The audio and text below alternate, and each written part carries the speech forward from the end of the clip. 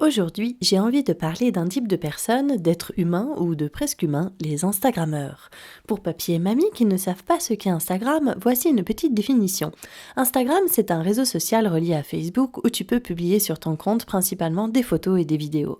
Tu as des gens qui peuvent être au courant de ce que tu publies tous les jours et à ce moment-là, ils deviennent tes followers, ceux qui suivent ton compte. Puis il y en a, le but de leur vie, c'est d'avoir des tonnes de followers. Du coup, ils gagnent en célébrité. Alors papier mamie, moi j'ai spoté depuis plusieurs semaines déjà des dérives un peu bizarres venant de ceux que tout le monde follow. Hormis les footballeurs, humoristes ou chanteurs qui sont déjà connus pour leur talent, on tombe sur les comptes de Kim Kardashian ou Enjoy Phoenix par exemple. Et j'ai voulu vraiment m'intéresser à elles pour comprendre l'engouement et comprendre ce qu'elles apportent à la planète. Mais en fait ma conclusion c'est comment on peut suivre ou follow une personne juste parce qu'elle poste des photos d'elle. Qui veut suivre la vie de quelqu'un d'autre dans ses moindres recoins et la plupart du temps pour ne montrer uniquement que des belles photos bien travaillées? Qui, à ce moment-là, oublie assez son amour-propre pour se plonger dans la vie d'une personne qui n'a rien d'autre à dire que de parler de la marque de son soutif? Eh bien, apparemment, 137 millions de personnes suivent l'influenceuse Kim Kardashian, cette bomba américaine mariée à un bipolaire fumeur de joint. Et ouais, l'envers du décor ne fait pas rêver.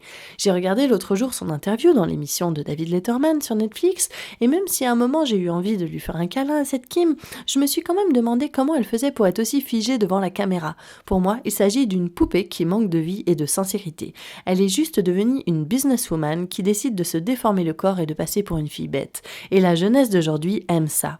Mais Kim, tu n'as pas pensé à être un exemple différemment avant de te lancer là-dedans? Ah, mais tu n'avais pas de talent, c'est donc ça.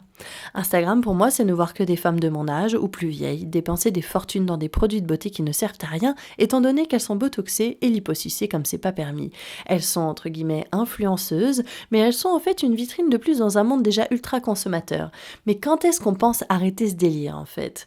Et puis dès qu'elles ont un bébé, 1 heure après la naissance, le gamin a déjà un compte Instagram. Mais mon Dieu, laissez-le respirer, c'est dramatique je trouve. Et puis ça continue à chaque anniversaire de bébé Gloria qui mange salement le gâteau que sa mère aux grosses lèvres lui a offert pour une belle photo. Juste pour dire à maman, eh bien Vlan, je m'en fous de tes photos, laisse-moi être sale si je veux. Ah. Pour me détendre, je me suis dit que j'allais regarder ou m'intéresser à d'autres grands Instagrammeurs, les voyageurs par exemple. Mais en confinement, ce n'est pas vraiment le truc à faire, sinon tu as vite envie de te jeter sous un train. Ils publient des photos magnifiques de leur corps méga gaulé prises en face des plus beaux paysages du monde. Ils font le tour du monde, je ne sais pas comment, alors que la plupart d'entre nous est enfermés chez soi.